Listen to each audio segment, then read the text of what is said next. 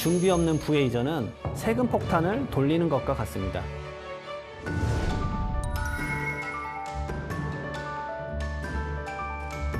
자녀의 올바른 자립을 위해서라도 자신이 일궈온 삶의 자세를 후대에게 계승하기 위해서라도 부모 세대에서 이제 생각을 전환하셔야 됩니다. 부의 이전은 단순히 자산의 이전만을 말하지 않습니다.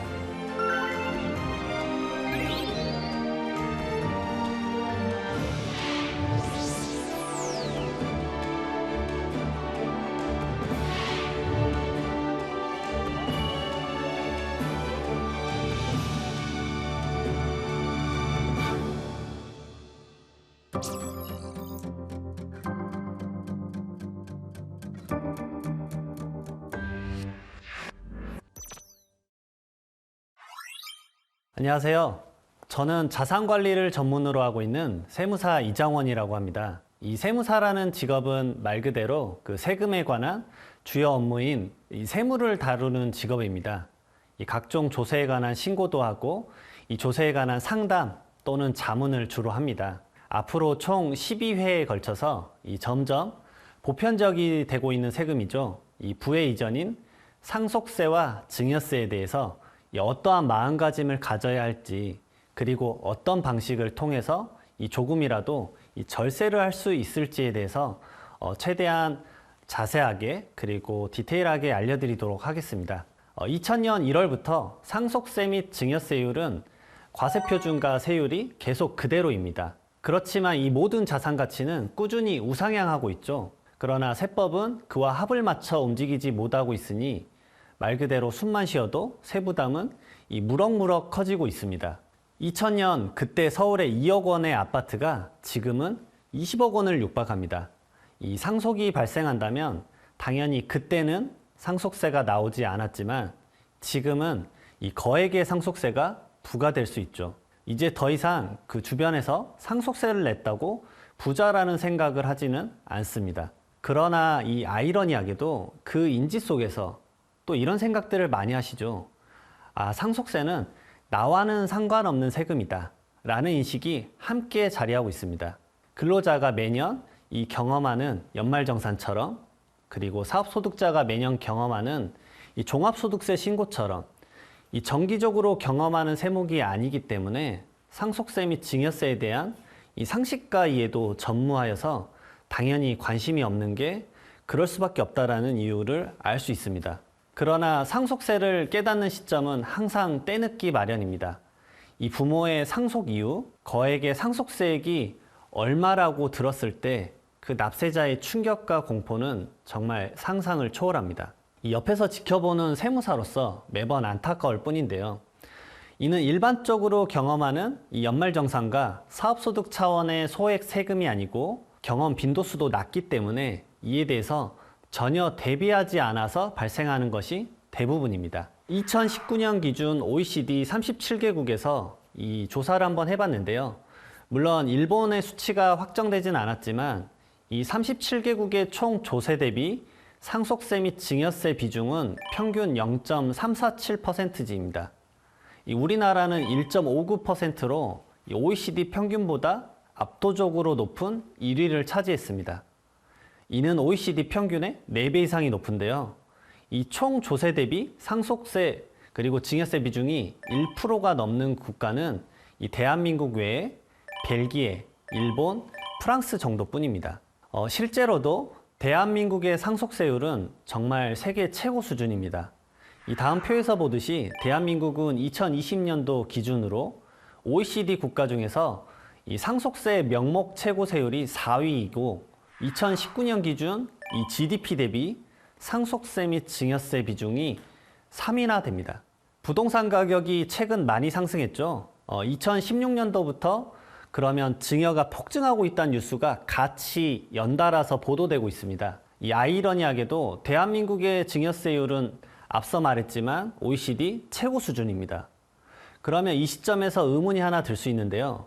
이 증여세율이 고율인데 왜 증여는 폭증하고 있을까요?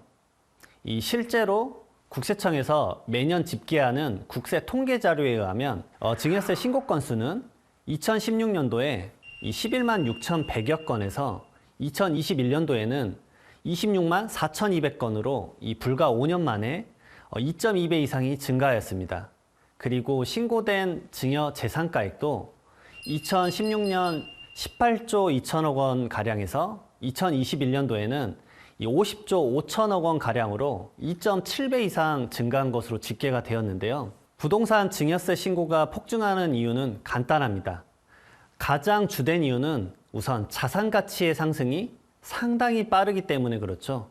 그렇기 때문에 바로 오늘 증여하는 것이 가장 세금이 적다라는 인식을 모두 다 인지하고 있기 때문입니다.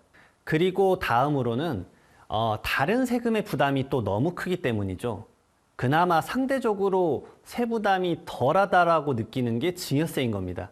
그래서 세부담이 상대적으로 덜한 이 증여세를 통해서 다른 세금을 줄이기 위한 것인데요. 그렇다면 이 증여세를 통해서 어떤 세금의 부담을 줄이려고 하는 것일까요? 첫 번째로는 최고 세율이 82.5%나 되는 양도소득세를 줄이기 위해서입니다. 이 뉴스를 통해서 다주택자의 양도소득세율이 얼마나 살인적인지 이미 널리 알고 있으실 텐데요. 이 현재 3주택자 이상의 다주택자가 이 조정 대상 지역 내에서 주택을 양도하게 되면 이 적용되는 최고 세율은 이 과세 표준이 10억 원을 초과했을 때 일반 세율 45%에 중과세율 30%나 추가돼서 75%가 됩니다. 여기서 중과세율이란 단어가 어려우실 수 있는데요. 이 중과세율은 이 조정 대상 지역이라고 단시간 내에 주택 가격이 급등한 그 지역을 설정하게 되어 있는데요. 그 조정 대상 지역에서 주택 시장 가격을 안정화하기 위해서 중과세율이란 것을 추가로 적용하게 되어 있습니다. 말 그대로 기본 세율에서 2주택 같은 경우는 20%, 3주택 같은 경우는 30%를 더 추가 중과를 해서 말 그대로 주택에 대해서 어떤 투기나 이런 것들을 억제하기 위해서 존재하는 게 중과세율입니다. 여기서 끝이 아니죠. 이 국세의 10%에 해당하는 지방소득세 7.5%가 더해지기 때문에 말 그대로 최고 세율은 82.5%나 적용이 됩니다. 이 양도소득세율이 너무 높기 때문에 이 반면 증여세 최고 세율을 한번 보시면 증여세 최고 세율은 과세 표준 30억 원 이상일 시에 50%의 세율을 적용받습니다. 그리고 그 이하의 증여 시에는 10%부터 40%까지 더 낮은 증여세율이 적용이 되는 것이죠. 또한 증여세는 지방세가 존재하지 않습니다. 그렇기 때문에 최고 세율을 비교했을 때 이 양도소득세에 비해서는 상대적으로 세부담이 적습니다. 주택 가격이 여러 요인으로 인해서 이 천정부지로 치솟는 상황이라면 이 양도 차익도 커지기 때문에 양도소득세는 당연히 늘어날 것입니다. 그러다 보니 이 다주택자들은 이 고액의 세금을 부담하면서 급히 양도할 이유는 없다고 판단할 수 있습니다. 그러나 한편으로는 이 대부분의 부를 형성하고 있는 지금의 세대, 지금의 50대 이상 분들이 그들이 처한 상황을 한 번쯤은 생각해 볼 수도 있겠죠. 이 그들의 자녀가 이제 결혼 내지는 독립할 나이가 되었는데 이제 막 경제활동을 하는 자녀 세대가 이미 올라버릴 대로 오른 이 고가의 주택을 살 여력이 안 되는 것은 불을 보듯 뻔합니다. 당연히 부모 세대는 이 자녀 걱정을 하게 되고 삶의 터전을 마련해 주고자 증여하는 것이 이 증여 폭증 현상으로 나타나고 있는 것으로 보입니다. 다음으로는 주택수를 줄여서 보유세를 줄이고자 함이 이유입니다. 이제 1주택만 가지고 있어도 종합부동산세를 걱정해야 하는 시대가 왔죠.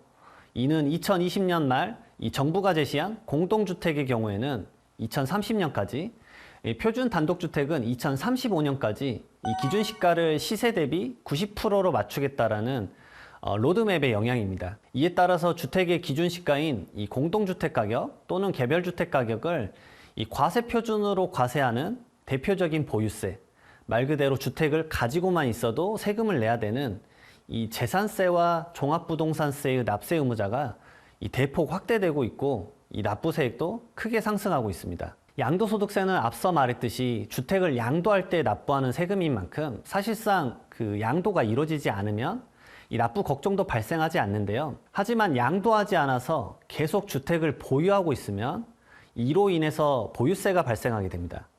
이 보유세는 매년 과세 기준일인 6월 1일 기준 주택을 보유만 하고 있어도 이 말 그대로 고지서를 받게 되죠. 이 고지서상 세액이 매년 높아지니 말 그대로 부담은 클 수밖에 없는 상황입니다.